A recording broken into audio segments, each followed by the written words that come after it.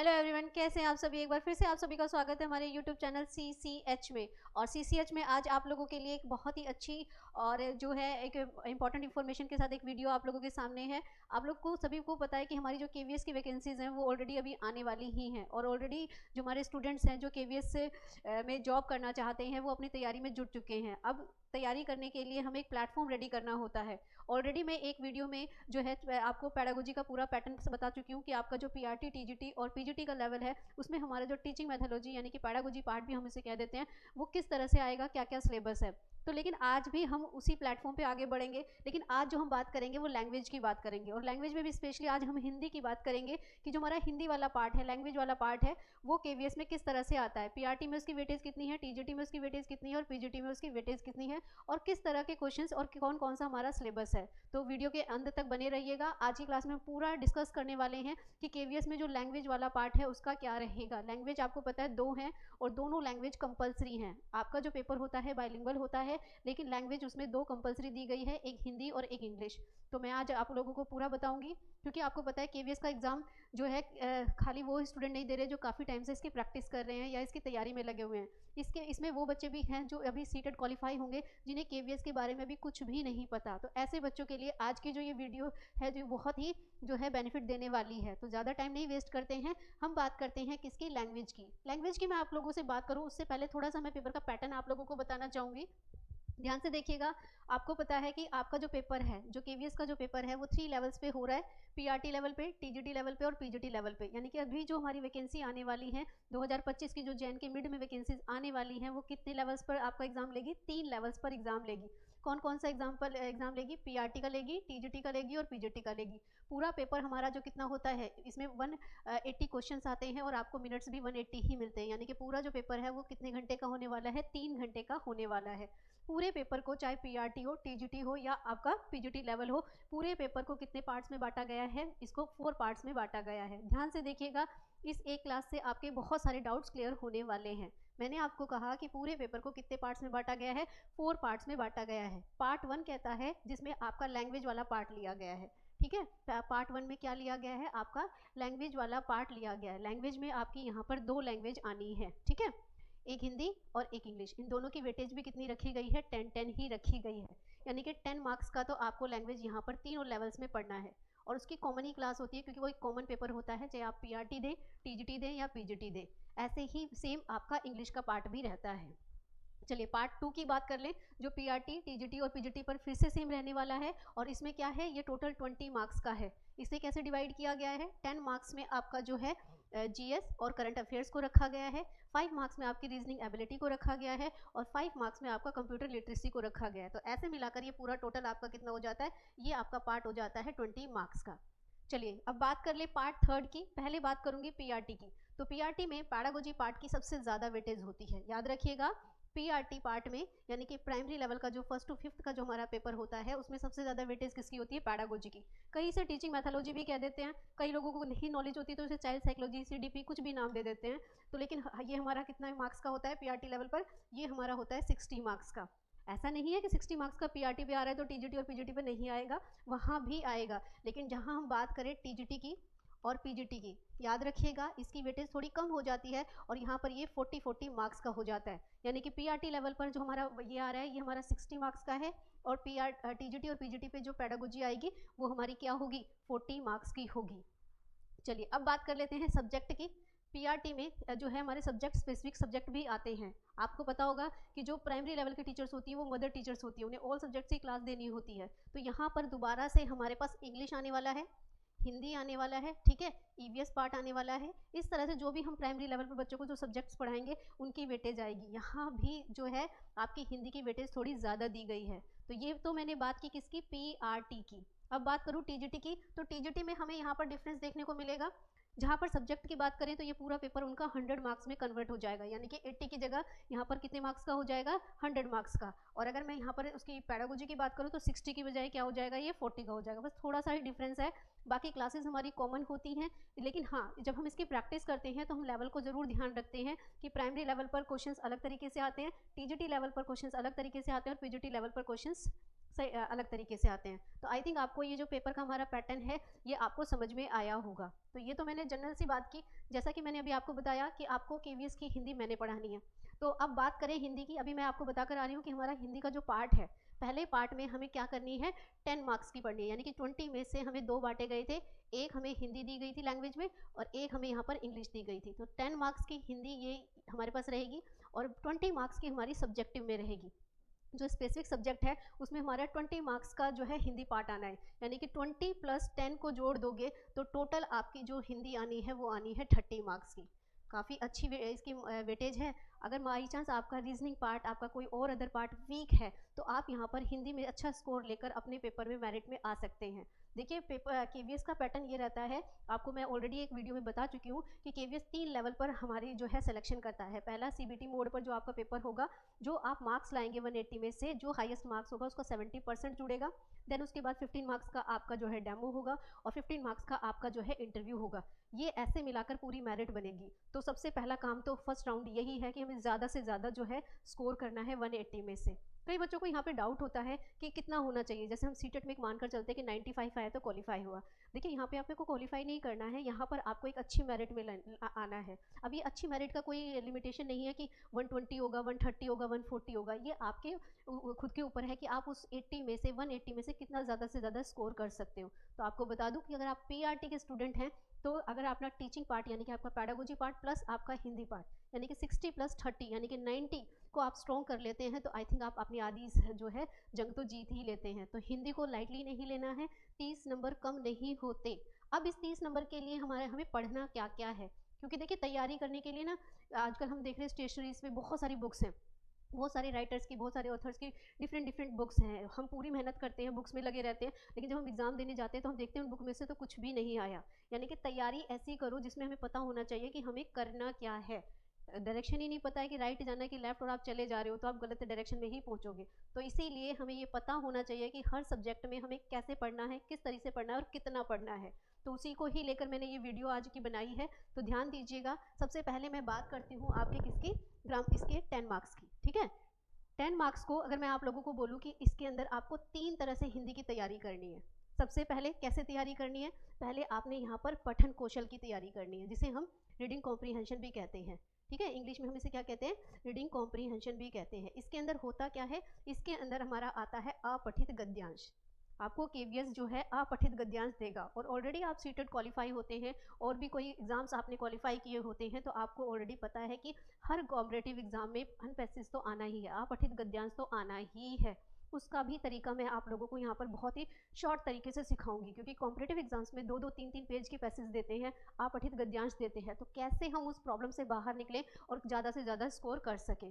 तो पहले वाले पार्ट में आपको समझ में आया कि हमें क्या पढ़ना है, पठन कौशल पढ़ना है। दूसरा पार्ट जो हमारा आता है वो हमारा शब्दकोश यानी कि हमारी वोकैबुलरी से रिलेट करता है। अब ये शब्दकोश के लिए मुझे क्या क्या पढ़ना पड़ेगा, ध्यान से देखिएगा। जो हमारा शब्दकोश होता है इसमें हमारे सारे यहाँ से आएंगे।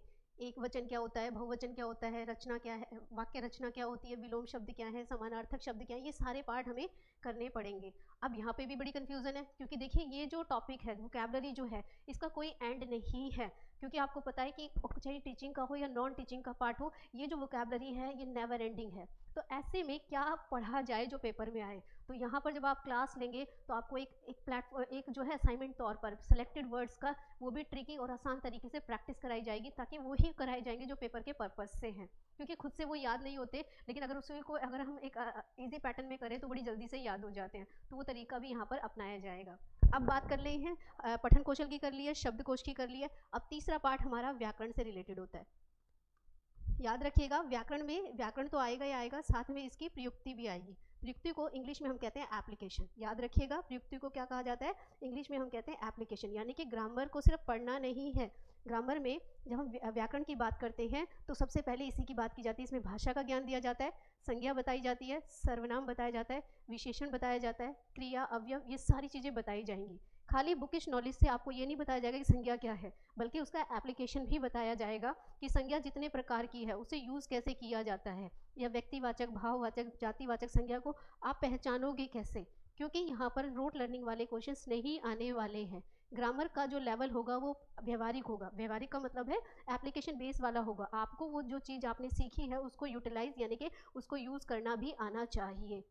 तो ये मैंने आपको पूरा बता दिया है कि जो ग्रामर का आपका जो बेसिक सिलेबस है ये प्रीवियस के अकॉर्डिंग ही बताया जा रहा है। नया भी आया तो उसमें कुछ खास चेंजेस नहीं आने हैं, तो घबराने वाला कुछ नहीं है। कुछ इसमें से हट ही सकता है, इसमें जुड़ने वाला कुछ भी नहीं है। तो हम वेट करेंगे वैकेंसीज का, वो तो बहुत अच्छी बात है, लेकिन अगर हम उसकी तैयारी में अभी से जुट जाएं तो क्या बुराई है ना। तो तैयारी करने हम शुरू कर सकते हैं। अच्छा, इसी के साथ में मैं आपको बताऊंगी, क्योंकि सीसीएच की जो टीम है आपके लिए केवीएस का एक न्यू बैच लेकर आ रही है। तो ये जो मैं वीडियो आपके लिए बना रही हूँ, हम लाइव क्लासेस तो देंगे ही देंगे आपको, लेकिन साथ में अगर कोई सेल्फ स्टडी है तो उसके लिए भी, सेल्फ स्टडी कर रहा है तो उसके लिए भी ये वीडियो जो है काफ़ी हेल्पफुल होने वाली है। तो जो हमारी लाइव क्लासेस होंगी उसका शेड्यूल आपको नेक्स्ट वीक से मिलना शुरू हो जाएगा। तो जो भी बच्चा अगर लाइव क्लास के लिए एनरोल होना चाहता है या इंटरेस्टेड है तो वो कमेंट बॉक्स में अपना जो है वो डिटेल्स बता सकता है, तो हम उनसे अपने आप कांटेक्ट कर लेंगे। तो ये तो मैंने आपको बताया कि हमारा हिंदी का सिलेबस है। अभी मैंने आपसे कहा कि इसमें सब्जेक्टिव पार्ट भी आता है। अब सब्जेक्टिव में ये तो हमारा बेसिक हुआ कि आप पठित गद्यांश आ गया। थोड़ा सा हम हिंदी वाला, हमारा जो सीटेट का पैडागोजी वाला पार्ट था उसके क्वेश्चंस भी आपको देखने को मिलेंगे, जैसे कि स्वर वाचन क्या होता है, जिसे हम इंग्लिश में लाउड रीडिंग कहते हैं। गहन वाचन क्या होता है, मतलब जो भी हमने सीटेट में पढ़ा था उसका कुछ 10% 20% दोबारा से हमारा यहाँ पर यूज़ होने वाला है। तो वो जो हम क्लास लेंगे तो हम उसे टॉपिक्स वाइज करते रहेंगे। तो ये तो हुई बेसिक सिलेबस की बात। अब पेपर में क्वेश्चंस कैसे कैसे आते हैं, क्योंकि एक थोड़ा सा ये आइडिया हो जाए कि जो सामने हमें सिलेबस बता रहा है वो पढ़ाएगा कैसे, तो और हमारी एक दुविधा कम हो जाती है, हमें इधर उधर भटकना नहीं पड़ता। तो चलिए आपका ये काम भी कर देते हैं। तो मैंने कुछ क्वेश्चंस लिए हैं, ये क्वेश्चंस मैंने अपनी तरफ से बिल्कुल नहीं लिए हैं, ये आपके केवीएस के प्रीवियस क्वेश्चंस ही हैं। तो कैसे कैसे क्वेश्चंस हैं जरा आप सॉल्व करके देखिएगा, आपसे ये सॉल्व हो पा रहे हैं कि नहीं हो पा रहे हैं। तो पहला क्वेश्चन आता है, रचना के अनुसार निम्नलिखित वाक्य का भेद किस विकल्प में दिया गया है। अभी मैंने आपको सिलेबस डिस्कस किया, उसमें आपका एक टॉपिक क्या है, वाक्य है। वाक्य दो प्रकार के होते हैं, एक अर्थ के आधार पर बांटे जाते हैं और रचना के आधार पर बांटे जाते हैं। जो रचना के आधार पर है वो तीन तरह के वाक्य होते हैं। एक हमारे पास होते हैं सरल या साधारण वाक्य, दूसरे हमारे पास होते हैं संयुक्त वाक्य और तीसरे हमारे पास होते हैं मिश्र वाक्य। अब पेपर में भी यही दे दिया हमें। मैं यहाँ पर आपको ट्रिक सिखाऊंगी, लेकिन मैं अभी क्लास नहीं ले रही, तो मैं आप लोगों से खुद से आप अपने आप को एनालाइज करिएगा क्या आप इसका आंसर निकाल पा रहे हैं। लोग तभी गिरते हैं जब असावधान होते हैं। तो बताइए, सरल वाक्य है, संयुक्त वाक्य है, मिश्र वाक्य है या साधारण वाक्य है। अगर मैं छोटी सी ट्रिक बताऊं तो अभी आप अगर टॉपिक नहीं भी पढ़ा है तो भी आंसर निकाल लेंगे, लेकिन ये हम सब क्लास में करेंगे, ट्रिक्स को हम क्लास के लिए छोड़ देते हैं। तो जरा आंसर करके देखिएगा। पहली बात तो आपको बता दूं, सरल वाक्य को ही साधारण वाक्य कहते हैं, यानी कि इन दोनों का मतलब एक ही है। संयुक्त वाक्य में दो उपवाक्य सेम होते हैं, यानी कि सेम उपवाक्यों के लिए जब हम और या लगाते हैं तो वो क्या कहलाता है, संयुक्त वाक्य। मिश्र वाक्य क्या होता है, जब दो उपवाक्य समान नहीं होते तब हम उनके लिए क्या यूज करते हैं, दो उपसमान मतलब दो अलग अलग वाक्य हैं उनको जोड़ा जा रहा है तब। एक और तरीका बता देती हूँ कि मिश्र वाक्य वो होता है जिसमें कोई शर्त लगाई जाती है, यानी कि कोई कंडीशन बताई जाती है। ध्यान से पढ़िए, लोग तभी गिरते हैं जब क्या है, कंडीशन है, असावधान होते हैं। तो नो डाउट हम आंसर बता सकते हैं कि इसका आंसर क्या होगा, मिश्र इसका आंसर होगा, यानी कि मिश्रित या मिश्र वाक्य है। चलिए नेक्स्ट ले ले। एक और हमारे पास क्वेश्चन दिया गया है, दिए गए वाक्य के लिए एक शब्द दीजिए। किसी बात को बहुत अधिक बढ़ा चढ़ाकर कहना। अब बहुत अधिक ये वाक्यांश में आया है। अभी हमने सिलेबस डिस्कस किया, वहाँ पर हमें वाक्यांश भी दिए गए हैं कि सार्थक वर्ड बताना है पूरे सेंटेंस को। इतनी बड़ी बात को बहुत एक छोटे से तरीके में आपने कह देनी है, तो उसके लिए क्या वर्ड यूज करोगे। ध्यान से देखिए कि अगर किसी बात को बढ़ा चढ़ाकर बताया जा रहा है तो क्या आप उसे अतिवृष्टि कहेंगे, अतिशोक्ति कहेंगे, अनसुनी कहेंगे या क्या कहेंगे। कॉमन सी बात है, इसे अतिशोक्ति कहा जाएगा। आपने देखा होगा जब हम अलंकार करते हैं तो वहाँ पर एक अतिशोक्ति अलंकार आता है, जिसमें कहा जाता है हनुमान की पूंछ में लगन न पाई आग, सगरी लंका जल गए निशाचर भाग। तो यहाँ पर जो वर्णन था वो क्या था, बढ़ा चढ़ाकर था, यानी कि जो चीज़ बढ़ा चढ़ाकर बताई जाए उसके लिए हम क्या वर्ड यूज़ करते हैं, अतिशोक्ति वर्ड यूज़ करते हैं। चलिए, हिंदी से डरने का कुछ नहीं है, अगर हम चाहें तो हिंदी को भी हम बहुत ही ईजी तरीके से कर सकते हैं। अभी हमने लास्ट सिलेबस डिस्कस किया तो वहाँ पर मैंने शब्दों के वोकैबुलरी की बात की थी। कॉमन सी बात है, वोकैबुलरी होगी तो तत्सम तद्भव पीछा नहीं छोड़ेंगे, यहाँ भी नहीं छोड़ा है। क्वेश्चन दिया गया है, उसकी ग्रीवा में काफ़ी दर्द है, तो ये हमें बताना है, हमें इसे किस में कन्वर्ट करना है, तद्भव में। तो आप बताइए, गर्दन को कहा जाता है, मुंह को कहा जाता है, गले को कहा जाता है या पैर को कहा जाता है।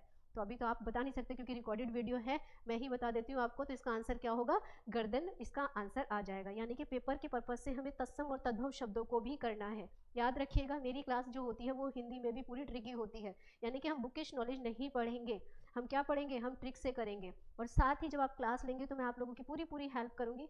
ज़रूरी नहीं है कि हर बच्चा ही जो है ऑनलाइन क्लास लेता है या ऑफलाइन क्लास लेते हैं। बहुत सारे ऐसे बच्चे भी हैं जो सेल्फ स्टडी करते हैं, तो उनके लिए भी ये क्लासेस जो है बहुत ही बेनिफिट होने वाली है। सेल्फ स्टडी में भी आपकी पूरी हेल्प की जाएगी कि ग्रामर के लिए आपको कौन सी बुक पढ़नी है और कौन सी बुक नहीं पढ़नी है, और प्रैक्टिस किस तरह से करनी है, कौन कौन से ऐसे प्रैक्टिस सेट है जिनको लगाने से हमारे KVS में हम एक अच्छा स्कोर कर सकते हैं। तो एक और क्वेश्चन ले लें, देखिए जरा। अब हमारे पास आया है, निम्नलिखित में से किस वाक्य में प्रेरणार्थक क्रिया है।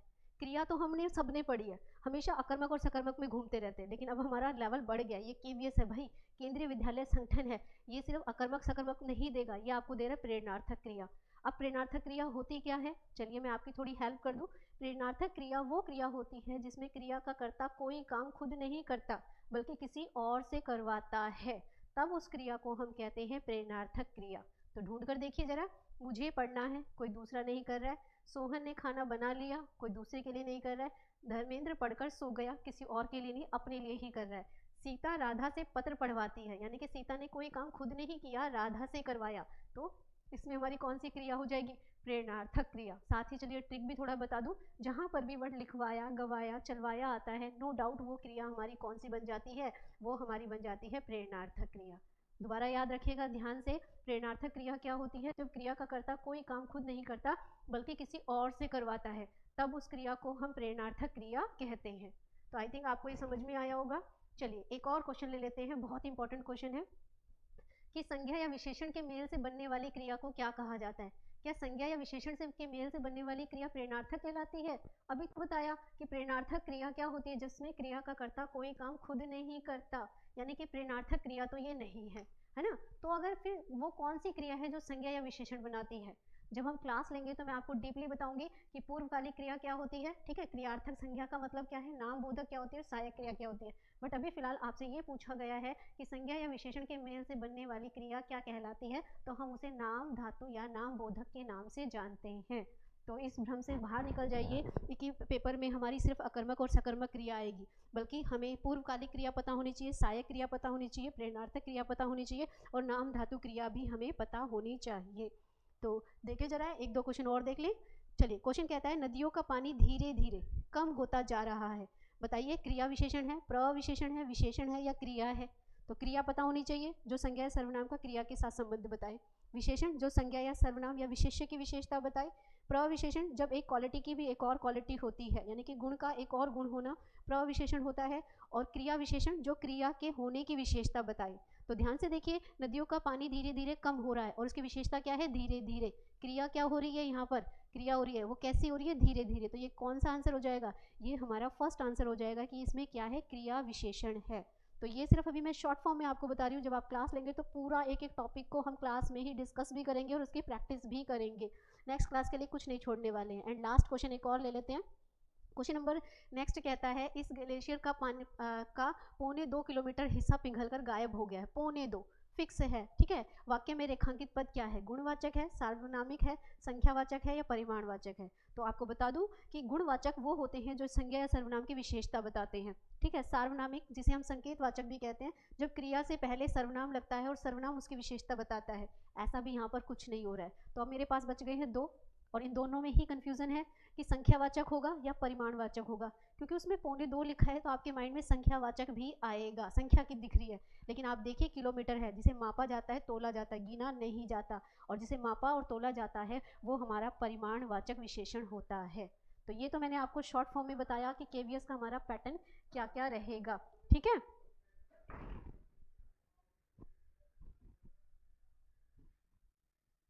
चलिए, तो ये मैंने आपको एक पूरा लैंग्वेज का पार्ट बताया जो कि हमारा इंग्लिश और हिंदी सेम रहता है, कि आपका 10 मार्क्स का जो कॉमन पेपर है PRT TGT PGT में तीनों में इक्वल रहेगा। साथ ही सब्जेक्टिव में वेटेज जो है अलग होती है। PRT में इसकी वेटेज 20 है, बाकी में सब्जेक्टिव में उनके सब्जेक्ट वाइज होता है। आपको पता है कि जो TGT का है वो हमारी सब्जेक्ट्स हैं, जिसका सोशल साइंस होगा उसका सोशल साइंस का पार्ट होगा, जिसका साइंस का है, मैथ्स का है, उनका अपना सब्जेक्ट का पार्ट रहेगा।